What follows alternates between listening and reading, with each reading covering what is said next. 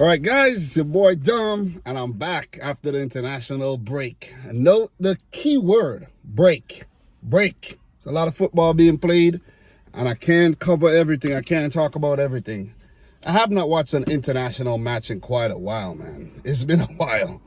I didn't look at any scores, nothing for the last two international breaks. Maybe for the last 3, 4, 5, 6 international breaks. I know I used to cover a lot of international football, but guys, it's gotten very, very exhausting, man. You know, you're doing club football, then, you know, you need a little breather. Then there's Champions League, and then there's, country, international football. So it's like, I don't know, man. Anyways, Premier League Week 8 predictions. But before we do that, let's run through the Week 7 results. Crystal Palace 0, Liverpool 1, Arsenal 3, Southampton 1, Brentford 5, Wolves 3, Man City 3, Fulham 2. I must say Fulham should have won that game though. Adama Traore can't even finish his dinner. West Ham 4, Ipswich 1, Leicester 1, Bournemouth 0. First win of the season for Leicester.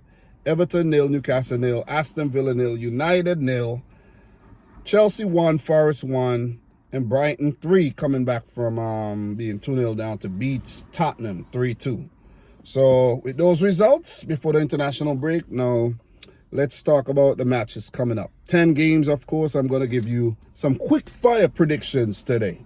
I'm not trying to be super long because, it's after the international break. I'm not going to go into I'm not going to take you down a rabbit hole or anything, man. So we're just going to get these results in.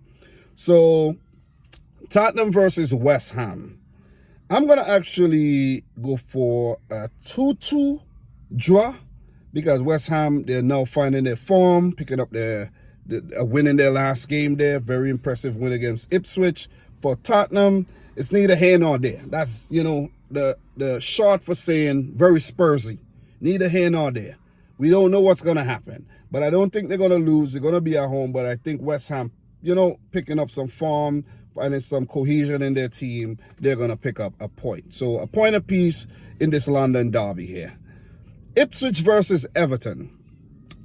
This one is a tricky one because Ipswich, they won a 4-game unbeaten run, then they lost in their last match, and they haven't been so good at home.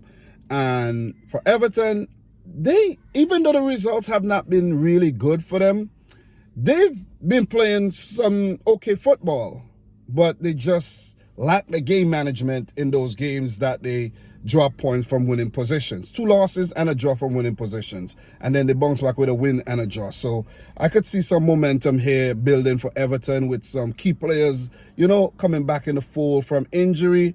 And this is a game they would fancy their chances of walking away with 3 points. And they should walk away with 3 points here with a 2-1 victory over Ipswich, in my opinion. But it is also a game where Ipswich, could seize the opportunity to pick up their first win of the season. But I'm going to go with the Toffees to pick up a 2-1 win. Man United versus Brentford. Well, Brentford has not been a walkover for Man United, and I can remember Brentford slapping them. I think, was it like 4-0 a couple seasons ago? Let me make sure I verify that. I think it was 4-0. 4-0 back in August of 2022. So that was a season before last. And the last game of last season was a draw. And Man United, their last 2 wins against Brentford were by 1 goal margin. So it's not going to be easy. And with Man United playing the way they're playing, the team lack cohesiveness. They just lack confidence. They don't have anybody in their team that's putting their hand up right now and saying, I'm the man, I'm going to make things happen, and I'm going to turn around some, results for the team. We're not seeing that. Bruno Fernandes was that guy, but he ain't doing nothing this season, it seems. Getting red cards, pretty much. But, they need some inspiration. That's basically what I'm trying to say. And they're lacking the inspiration. Ten Hag is not an inspirational figure, which he should be. Let's say like a Jurgen Klopp for Liverpool in the past, a Pep Guardiola, you know what I mean? Think about a Unai Emery, an Arteta. Your manager got to be an inspiration. But there's no inspiration here. It's just like Ten Hag, whether he's going to be sacked or not. But if the results keep going the way they're going, definitely Man United will have to bite the bullet and sack him. Man United are dealing with a lot of injuries right now, especially defensively. Mazrui, I think Ugarte picked up a knock, Harry Maguire. The list goes on. I think Kobe Mainu is injured. So they're all over the place, and I don't think they're going to beat this Brentford team. But Thomas Frank is an inspirational manager. I'm going to go for a 2-1 win for Brentford. Maybe Mbuemo. I think Johan Wissa is coming back in, to full fitness. I don't know if he'll feature, but this Brentford team has been, playing some really good football. Let's keep it moving. Fulham versus Aston Villa. Well, this one, the results have not gone Fulham's way. The last few games have been, favorable for Villa. Let me just pull up some recent results for you guys. And the last few games, 2-1 to Villa, 3-1, 2-0, 1-0, and 3-0. So the 2-0 win, let's say the last 4 Premier League wins, 3-0 to Fulham. The last 3 Premier League games have been wins for Aston Villa. And with the form they're showing, I think Villa are going to go on to win this one again. 3-1 to Villa. I know Fulham's playing some good football. Unfortunate to lose against City in the last game.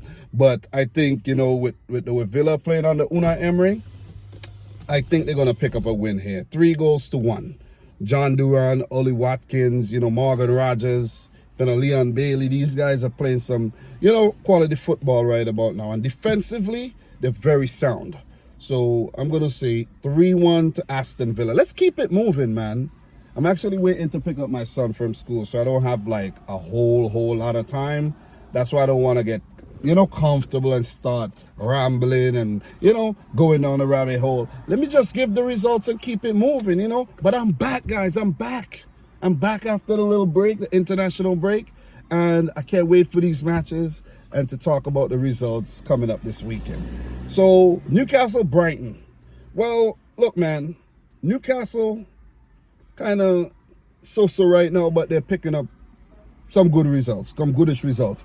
For Brighton, under Hutzler, just like they were under previous managers, De Zerbi, remember De Zerbi and Potter, they're very unpredictable. Like one game, they'll blow a team out the park like they did against Spurs, and then the next game is like we don't know what's gonna happen, and it's traveling up, north to Newcastle, up Tyneside.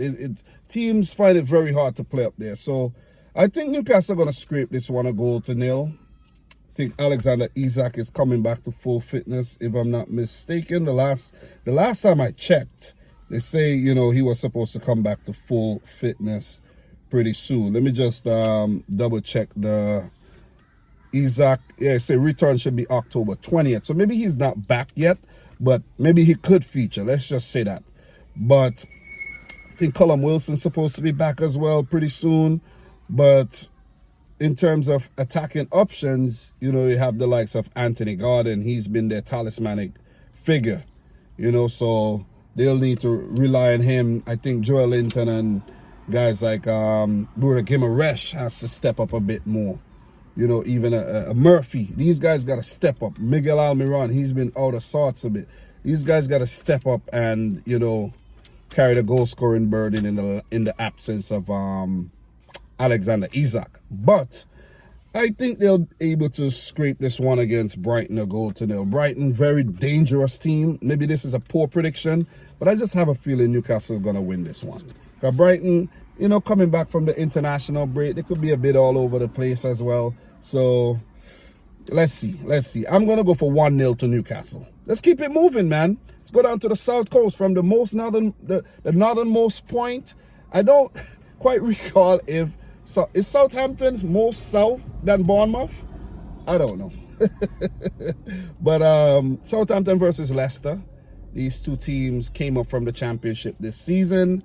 And I think Southampton will do a decent result. And with that being said, coming back from the international break will be the perfect time to do so. You are home. You're playing a team that you're familiar with in Leicester City, where they played last season. And I'm going to go for a draw. Last season, Leicester beat Southampton 5-0 and 4-1 in their games. And I must admit, I did not look at these results before I made my prediction. But before, when they were in the Premier League, Southampton did the double over Leicester. I think the same season they got relegated, Southampton did a double over Leicester. And Leicester completely destroyed Southampton last season. But this Leicester team this season under Steve Cooper is more pragmatic than they were under Enzo Maresca, where they were more, attacking. So let's see if Russell Martin and Southampton, and the Saints, I should say, pick up a solid result here. They need it. They need to combine their forces and get a positive result here. I'm going to go for a 1-1 draw. But I won't be surprised if Leicester pick up another win and Southampton remain winless this season. So with that being said, another South Coast match, Bournemouth versus Arsenal. Guys, this fixture has been very, very, very one-sided over the years. And when I say that, I mean, here are some recent results between Bournemouth and Arsenal, right?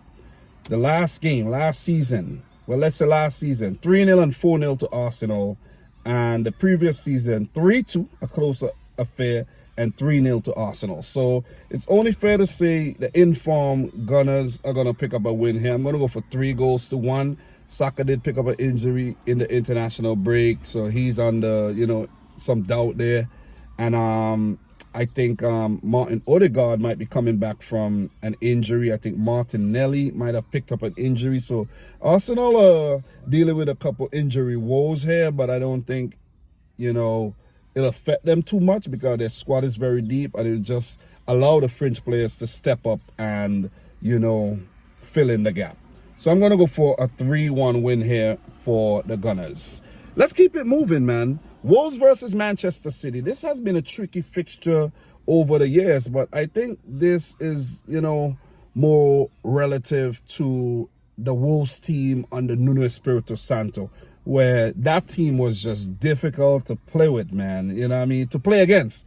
Not to play with, but to play against. That team was just very, very difficult. But the teams after the Bruno Lage team, the Lopetegui, and, now the, what's his name, man? Name is running. I know this guy. But those teams are very, very, has been,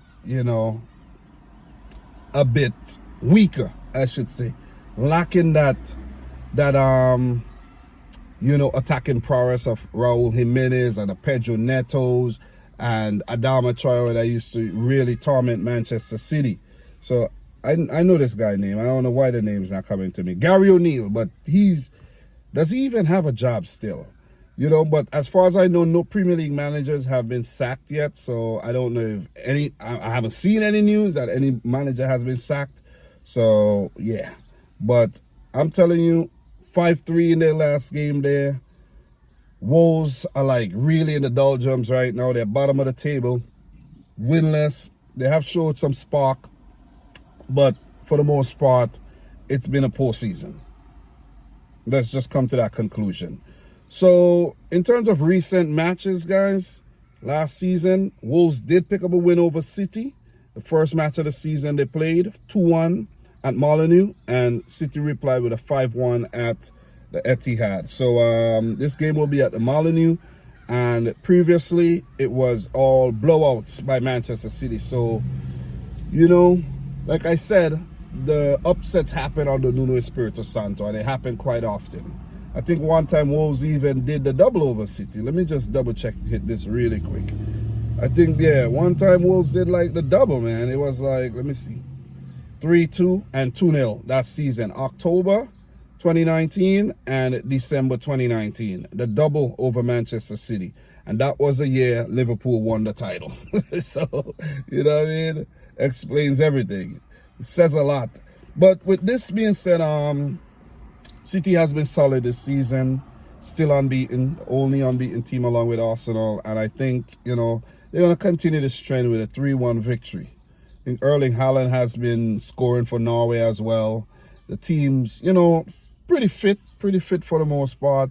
And the squad is very deep. So any fitness issues would just be filled with another, with with another player who almost capable as the one he's replacing. So, yeah, looking forward to this game on Sunday, though. So, 3-1 to City. So, I'm going to leave the Liverpool-Chelsea one for last. That's the biggest game this weekend. But let me just talk about the Forest-Crystal Palace one that's coming up on the Monday. And I won't even talk about that one until I do the prediction for Week 9. So, Nottingham Forest versus Crystal Palace. For that one, guys, not much to say, but Forest has been really good. Picked up their only one loss this season. Forest, right? Forest has been really good. Not Palace, but Forest. But for Palace, Oliver Glasner and Crystal Palace, they have been struggling a lot, man. So they're gonna need some inspiration to get up from the relegation zone and start picking up some quality points. This is gonna be a difficult game because Nuno Espirito Santo and Forest has been very sound defensively, and that's where their strength lies, in their defense. So, with Chris Wood up top, Morgan Gibbs White, and, Ilanga, guys like Cullum Hudson-Odoi, they're also a threat going forward. They could punish you going forward, but they're also very, very good in defense. So I'm going to say a draw, though. I'm going to go for a 1-1 draw for this one. I'm going to play it safe and say a 1-1 draw. And, guys, last but not least, Chelsea, Liverpool. Well, let me say Liverpool, Chelsea. This game will be at Anfield. And it's kind of a tricky one, to be honest, because Chelsea, they have been very, very, very good, I have to say, under Maresca.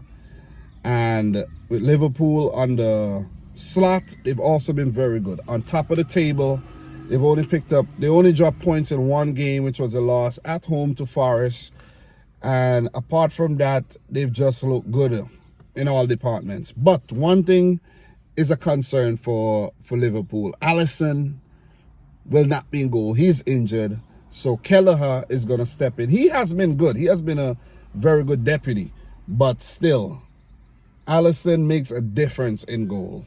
Distribution, some of the saves he pulls off, his confidence level. And with Kelleher, even though I don't think he's lacking confidence, but there's something there about him where he wants first-team football. He has a lot to prove, and there's something in the back of his mind that might be bothering him. You see what I'm saying? So Chelsea could pounce on that weakness with the lack of, game time in the first team. It could be a, miscommunication in the back line there as well. For Chelsea, they have to take their chances. They create a lot of chances through, Cole Palmer and Nicholas Jackson. He has to finish. Madueke, running down the flanks. They have to finish their chances if they are to walk away with anything at all. Anything from this match against Liverpool, because it won't be easy. It won't be easy. And in defense, Chelsea's defense going to be chopping and changing too, because a few players are actually, I think Cucurella and Fofana, they're suspended. So players who have not been playing a lot of football, they're going to have to come in. And Liverpool could exploit that as well, where they have been very good going forward and, very, very difficult attack to deal with Jota, Diaz, Salah, Cody Gakpo. These guys have been playing some quality football. You see? Not Darwin Núñez, but he has scored a goal. One goal, couple goals. Yeah, but maybe Chelsea would want Núñez on the field because he misses more than he does score. But it's going to be a good game. Trent Alexander-Arnold with his distribution. Let's see where Slot's going to go, whether he's going to go Robertson or he's going to go, Tsimikas. Once everybody's fit, guys. All this is contingent on fitness, okay? But once again, I must say, Szoboszlai has to step up. I think Alexis McAllister has been solid in the middle of the field, but Szoboszlai, I want to see more dynamism from him. And Liverpool fans might be like, oh yeah, he's playing good. I want to see numbers. I want to see chances being created. I want to see assists. I want to see goals. Look at what Cole Palmer is doing from his position. You see what I'm saying? See what I'm saying? But Liverpool, they're going to have to keep Cole Palmer quiet. They're going to have to keep track of Nicholas Jackson because he's he's slippery. He's slippery when he's ready. And, you know, they're going to have to keep these guys quiet if they are to go on to walk away with all 3 points. Guys, to be honest, I'm going to go for a draw here. 2-2. 2-2. If you check the results, the last few times Chelsea and Liverpool have met each other, it has been close affairs. Very, very close affairs. So let me just pull up some of these results really quick before I close out today's video. And yeah, damn, Liverpool do have Arsenal in their next game. It's going to be a good one. That's going to be a good one. That's going to be a good one. But yeah, Liverpool-Chelsea, recent results, guys. 1-0 to Liverpool last season and a 4-1 to Liverpool last season. Well, EFL Cup, 1-0. Then 4-1 in January. But before that, 3 Premier League games before that ended in draws. So I think it's a fair prediction with Enzo Maresca doing very well as manager right now. There's not a lot of volatility in the Chelsea team. I think, you know, they have a lot of power off the bench and guys like Nkunku, you know, Pedro Neto, even a Jadon Sancho from the start. You know, he has been finding out form lately. So it's going to be a good contest. But I'm going to say a 2-2 draw. But I'm leaning more towards a Liverpool win, but I'm going to go for a 2-2 draw. So, yeah, guys, that's my predictions. I'm going to bet on these games. I'm going to bet $1 for every game. I think once I get to like halfway into the season, I'm going to start betting $2 per game. You see what I mean? Put $2 in each game. I'm learning, guys, and I still don't know how to bet properly, but I'm learning. So when I'm ready to bet some big money on these games and win some money, I know what I'm doing. But there's a link in the description box down below if you want to sign up for DraftKings. Use my link. I don't even know what I get for that, but just sign up if you want to dabble and dibble, but bet responsibly. But guys, I'm your boy Dominic. This is Dominic Rich FC. Thanks for watching. Let me know your predictions down below. And until next time, which will be most likely tomorrow. I'll come back with a video tomorrow. Talk about the games that were played tomorrow and Sunday. Peace out. Rich Squad. Peace. See you soon.